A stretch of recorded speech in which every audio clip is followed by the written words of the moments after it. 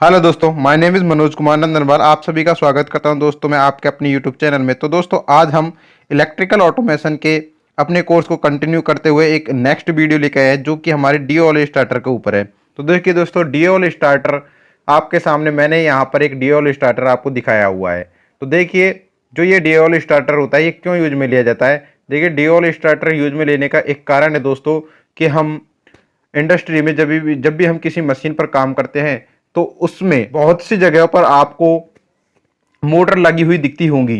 तो देखिए दोस्तों, जो मोटर लगी होती है वो हमारे किसी ना किसी स्टार्टर के द्वारा जुड़ी हुई होती है जिससे हम उसे कंट्रोल करते हैं। तो मोटर को कंट्रोल करने के लिए ही हम स्टार्टर का उपयोग करते हैं। जैसे हमारा डियोल स्टार्टर है, स्टार डेल्टा स्टार्टर है, या फिर रिवर्स फॉरवर्ड स्टार्टर है। तो इनकी सहायता से हम मोटर को कंट्रोल करते हैं और अपनी जो मशीन होती है उसके जो जो उपयोग है उसको हम कंटिन्यू करते हैं। तो देखिए दोस्तों, आपके सामने जो मैंने यहाँ पे दिखाया हुआ है ये एक डीओएल स्टार्टर का कंप्लीट सर्किट दिखाया हुआ है कि किस तरीके से डीओएल स्टार्टर वर्क करता है और इसमें कौन कौन सी डिवाइस इसमें उपयोग में ली जाती है वो सभी यहाँ पर हमने दिखाए हुए हैं। तो देखिए दोस्तों, वीडियो में आगे हम इसको दिखाएंगे कि किस तरीके से इसकी वायरिंग की जाती है। प्रैक्टिकली आपको आगे मैं बताने वाला हूँ। देखिए दोस्तों, आपने यहाँ पे देखा है जो जो इक्विपमेंट है, कौन कौन से इक्विपमेंट लगी हुई है। देखिए, ये एक MCC भी लगी हुई है, यहाँ पे कॉन्टेक्टर लगा हुआ है, ये ओवरलोड रिले लगी हुई है, ये हमारा NC पॉइंट है और ये हमारा NO पॉइंट है, यानी कि NC पुश बटन और NO पुश बटन है। और यहाँ पर एक मोटर लगी हुई है और ये एक हमारी कंट्रोलिंग के लिए एक MCB लगाई हुई है। तो देखिए, ये सभी जो जो डिवाइसेस हैं वो हमने यूज में ली हुई है। तो देखिए, आगे देखते हैं कि इसका सर्किट डायग्राम किस तरीके का है। देखिए दोस्तों, ये हमारा डीओएल स्टार्टर का सर्किट डायग्राम है। आगे हम दिखाएंगे किस तरीके से डीओएल स्टार्टर के सर्किट डायग्राम को हम ड्रॉ करते हैं, वो भी हम प्रैक्टिकली सीखते हैं। देखिए, ये यहाँ पर आप जो देख रहे हैं ये हमारा क्या है, डीओएल है। डीओएल यानी कि डायरेक्ट ऑनलाइन स्टार्टर। तो उसी का ये सर्किट डायग्राम है। आगे देखते हैं कि कौन कौन से इक्विपमेंट हम इसमें यूज में लेते हैं। देखिए, सबसे पहले हम पावर डायग्राम के लिए देखते हैं। पावर डायग्राम में हम या तो हम MCCB यूज में लेते हैं या MCB यूज में लेते हैं। वो हमारी जो MCCB होती है ये हमारी 3 पोल और 4 पोल की होती है, जबकि हमारी MCB होती है ये सिंगल पोल की भी हो सकती है, डबल पोल की भी हो सकती है, 3 पोल की और 4 पोल की कोई भी हमको मिल सकती है। ठीक है, इसके अलावा हमने यहाँ पर जो पावर वायरिंग के लिए हम यूज में लेंगे, एक कॉन्टेक्टर यूज में लेंगे और एक ओवरलोड रिले लेंगे, और जो हमारा फाइनल आउटपुट जिसके लिए हमें चाहिए वो हमारे मोटर होगी। ठीक है, जो इसके अलावा हम यहाँ पर देखिए जो हमारे कंट्रोलिंग के लिए लेंगे, यहाँ पर हम सिंगल पोल की MCB यूज में लेंगे और ये हमारा NONC पुश बटन हम यूज में लेने वाले हैं। ठीक है दोस्तों, अब देखते हैं दोस्तों कि किस तरीके से हम डीओएल स्टार्टर की कंट्रोल वायरिंग और पावर वायरिंग करते हैं। तो देखिए दोस्तों, मैं एक यहाँ पर इसको आपको दिखाने के लिए एक सिमुलेटर यूज में लेकर के दिखाऊंगा और उसमें दिखाऊंगा कि हम किस तरीके से हमारे जो इसकी पावर वायरिंग और कंट्रोल वायरिंग होती है उसको किस तरीके से हम कर सकते हैं। तो चलिए दोस्तों,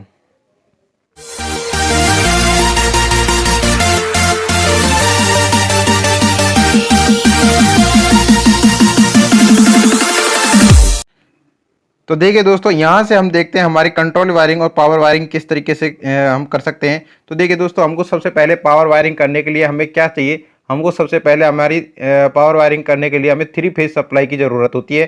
तो हम यहाँ पर क्या करते हैं, अपने 3 फेज के लिए हमारी L1, L2 और L3 सप्लाई को यहाँ पर ले लेते हैं। देखिए, यहाँ पर मैंने सेलेक्ट कर लिया है L1, L2, L3 यानी कि 3 फेज सप्लाई को हमने सेलेक्ट कर लिया है और हम अपना डायग्राम ड्रॉ करने की कोशिश करते हैं। देखिए, यहाँ पर मैंने इसको L1, L2, L3 को सेट कर लिया है। फिर उसके बाद में हमें जो पावर वायरिंग के लिए ज़रूरत पड़ती है, सबसे पहले 3 फेज लिया। 3 फेज को हम कहाँ देंगे, इनपुट के तौर पर MCB या फिर MCCB जो होती है उसमें हम इसे लेंगे। तो देखिए दोस्तों, हम यहाँ पर MCB यूज में ले लेते हैं। यहाँ पर मैं MCB के लिए MCB का जो सर्किट होता है यानी कि जो सिंबल होता है वो यहाँ पर यूज में ले लेता हूँ। हमारा MCB का सर्किट ब्रेकर है, MCB का सिंबल है। तो देखिए, यहाँ से हम इसे यहाँ से सेलेक्ट कर लेते हैं। ये सेलेक्ट करने के बाद मैंने यहाँ पे सेट कर दिया। इसके बाद MCB लगाने के बाद में हम क्या करेंगे, इसके बाद में हम एक कॉन्टेक्टर यूज में लेंगे। यहाँ पर मैं कॉन्टेक्टर का सिंबल भी ले लेता हूँ। ये हमारा कॉन्टेक्टर है और कॉन्टेक्टर को हमने यहाँ पर सेलेक्ट कर लिया है। कॉन्टेक्टर के बाद में हम क्या लगाएंगे, यहाँ पर इसके नीचे ओवरलोड रिले यूज में लेते हैं। ओवरलोड रिले देखते हैं हम, 3 पोल की ओवरलोड रिले देख लेते हैं। 3 पोल की ओवरलोड रिले, ये हमने यहाँ पर 3 पोल की ओवरलोड रिले लगा दी। और इसके बाद में फाइनल में जो हम लगाएंगे सबसे नीचे क्या लगाएंगे, एक 3 फेज मोटर यहाँ पर यूज में ले लेंगे। तो ये हमारी 3 फेज की मोटर हो गई। अब देखिए दोस्तों, हमारे ये सर्किट के लिए जो जो हमें इक्विपमेंट चाहिए थे वो हमने यहाँ पर ले लिए। सबसे पहले हमने 3 फेज लाइन ली थी, उसके बाद में हमने यहाँ पर एक एमसीबी ली। एमसीबी लेने के बाद में एक कॉन्ट्रैक्टर लिया। कॉन्ट्रैक्टर लेने के बाद में हमने यहाँ पर जो चौथे नंबर पर लिया, हमने ओवरलोड रिले ली। और फिर उसके बाद में फाइनल हमने नीचे हमने क्या लगा दी, मोटर लगा दी। अब देख लीजिए दोस्तों, इनको हम आपस में जोड़ देते हैं। देखिए यहाँ से यहाँ पर मैंने इसको जोड़ दिया, यानी कि यहाँ से यहाँ तक वायर जोड़ दिए हैं मैंने। 3 फेज लाइन को यहाँ से निकाल दिया, यहाँ से यहाँ तक इनको जोड़ दिया, और यहाँ से ओवरलोड को कॉन्ट्रैक्टर से जोड़ दिया, और कॉन्ट्रैक्टर से ओवरलोड को जोड़ा। ओवरलोड से हम क्या जोड़ेंगे, कॉन्ट्रैक्टर ओवरलोड से मोटर को यहाँ पर जोड़ देते हैं। ये तो हुआ दोस्तों हमारा पावर डायग्राम। ड्यूल स्टार्टर का हमने पावर डायग्राम कंप्लीट कर लिया है। अब हमारे पास रहा इसका कंट्रोल वायरिंग डायग्राम। तो देखिए दोस्तों, कंट्रोल वायरिंग डायग्राम के लिए हमें क्या जरूरत होती है, एक न्यूट्रल की जरूरत होती है और एक फेज की जरूरत होती है। तो सबसे पहले हम क्या कर लेते हैं, यहाँ पर आगे जाते हैं। आगे जाने के बाद में देखिए सबसे पहले हमें न्यूट्रल वाला ऑप्शन दिखाई दे रहा है, तो हम यहाँ न्यूट्रल वाला ऑप्शन को सेलेक्ट कर लेते हैं और इसे हम सेट कर लेते हैं। सेट करने के बाद रोटेट कर लेता हूँ। रोटेट करने के बाद में अब हमें क्या किस किस चीज़ की ज़रूरत पड़ेगी, कंट्रोल वायरिंग के लिए हमें सब किस किस चीज़ की ज़रूरत पड़ती है। देखिए कंट्रोल वायरिंग के लिए हमें एक तो हमें कॉन्टैक्टर चाहिए, जिसका हमें A1 A2 पॉइंट चाहिए, जो कि हमारा कंट्रोलिंग के काम आता है, उसे ऑपरेट कराने के लिए काम आएगा। तो यहाँ पर हमने कॉन्टैक्टर का क्या ले लिया, कॉन्टैक्टर के A1 A2 वाली कॉइल ले ली।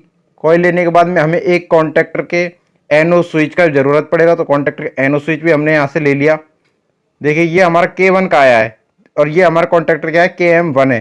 तो हमें ये क्या करना पड़ेगा, KM1 ही करना पड़ेगा। इसको वैल्यू हम यहाँ चेंज कर लेते हैं। देखिए टैग कर लेता हूँ, टैग करने के बाद में ये KM और यहाँ पे नंबर डाल देता हूँ 1। ठीक है, तो ये हमारा एनो पॉइंट हो गया कॉन्टैक्टर का।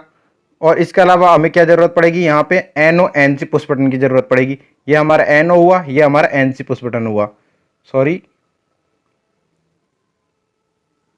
यहाँ से हमने ये रिमूव किया।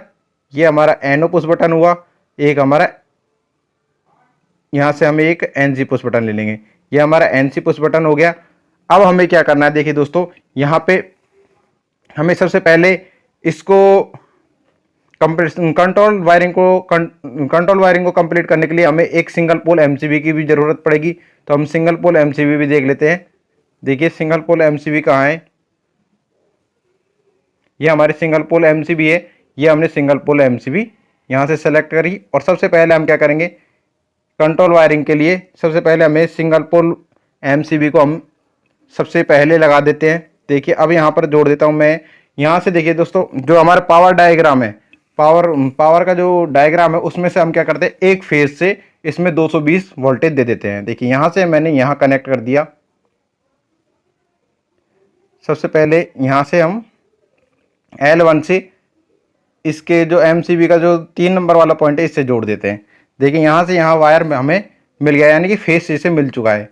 अब सबसे पहले इस फेज को हम आउटपुट के तौर पर क्या किस मिलेंगे, इसके आउटपुट को हम NC पॉइंट मिलेंगे। NC पुश बटन जो हमारे यहाँ पे है, NC पुश बटन को हम यहाँ से यहाँ पे जोड़ देते हैं।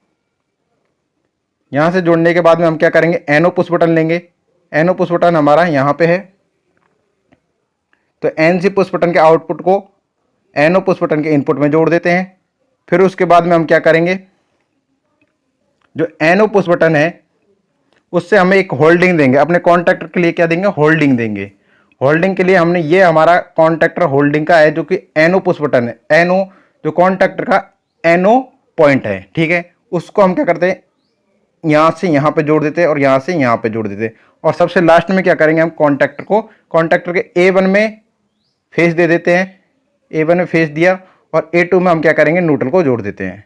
ठीक है, ये हमारे क्या हुआ, इसकी कंट्रोल वायरिंग कंप्लीट हो चुकी है। अब देखिए दोस्तों, अब इसको हम टेस्ट करके देखते हैं कि हमारा जो ड्यूल स्टार्टर है ये कंप्लीटली वर्क कर रहा है या नहीं कर रहा। तो देखिए दोस्तों, हम यहाँ पर प्ले वाले ऑप्शन पे जाते हैं और प्ले वाले ऑप्शन पर जाकर के इसे चेक करके देखते हैं हमारी मोटर चलती है या नहीं चलती। देखिए सबसे पहले हमारा 3 फेज आया, L1 L2 L3 में 3 फेज आया। तो देखिए यहाँ पर दिखा रहा है RYV दिखाने लगा। और यहाँ से देखिए L1 पे से हमारा जो एक फेज है वो कहाँ जा रहा है, एमसीबी के, सिंगल पोल एमसीबी के और इनपुट पॉइंट पर जा रहा है। ठीक है, तो अब देखिए हम किस तरीके से इसे चला के देखते हैं। ये जो हमारा एमसीबी है, 3 पोल एमसीबी, यानी कि पावर डायग्राम की जो एमसीबी है, इसमें से हम इसे कनेक्ट करा देंगे। कनेक्ट कराने के बाद में ये देखिए, ये जैसे ही हमने यहाँ कनेक्ट कराई, आगे पावर सप्लाई जाने लगी। इसके बाद में यहाँ पे हमारा क्या लगा हुआ है, कॉन्टैक्टर लगा हुआ है। लेकिन कॉन्टैक्टर को हम किस तरीके से ऑन कराएंगे, जब हमारे कंट्रोल वायरिंग से ये ऑन होगा। तो देखिए दोस्तों, सबसे पहले हम कंट्रोल वायरिंग की एमसीबी को जोड़ देते हैं। अब देखिए यहां से यहां तक हमारी पावर सप्लाई चली गई है, लेकिन अभी हमारी मोटर ऑन नहीं हुई है। जैसे ही देखिए दोस्तों, यहां पर आपको दिख रहा होगा ये वाला जो हमारा S1 जो दिखाई दे रहा है आपको कंट्रोल वायरिंग में, ये हमारा क्या है, एनो पुश बटन, यानी कि हमारा जो स्टार्टिंग वाला जो पुश बटन होता है, यानी कि एनो पुश बटन है। तो इसको जैसे ही हम प्रेस करेंगे तो हमारा क्या, मोटर ऑन होनी चाहिए। तो देखते हैं हम मोटर ऑन होगी या नहीं होगी। ये देखिए दोस्तों, जैसे हमने यहाँ पर प्रेस किया, हमारी मोटर ऑन होने लगी और यहाँ पे कॉन्टैक्टर भी ऑन हुआ और हमारा ये सर्किट दिखा रहा है कि भाई हमारा जो सर्किट बना है एकदम सही बना है। तो देखिए अब हम S2 को दबा करके देखते हैं कि हमारी मोटर बंद होती है या नहीं होती है। देखिए S2 को दबाया, S2 को दबाने पर क्या हुआ, हमारी मोटर बंद हो गई। अब हम S1 को दबाते हैं तो मोटर ऑन होनी चाहिए। S1 को दबाते ही मोटर ऑन हो गई। होल्डिंग है तो K1 में हमारे एनर्जी पॉइंट बने हुए हैं। ठीक है, तो देखिए यहाँ से S2 को दबाया तो मोटर बंद हुई, S1 को दबाया तो मोटर ऑन हुई। तो देखिए दोस्तों, आपको मैंने बखूबी बताया कि किस तरीके से हम इसकी कंट्रोल वायरिंग और पावर वायरिंग कर सकते हैं। अगर दोस्तों आपको ये वीडियो अच्छी लगी है तो प्लीज़ वीडियो को लाइक करना और चैनल को सब्सक्राइब करना ना भूलना। अगर आप चाहते हो कि दोस्तों ये कौन सा सिमुलेटर है और आपको अगर ये चाहिए तो आप मेरे कमेंट्स बॉक्स में कमेंट्स करके बता दीजिए, मैं आपको ये लिंक प्रोवाइड करा दूँ।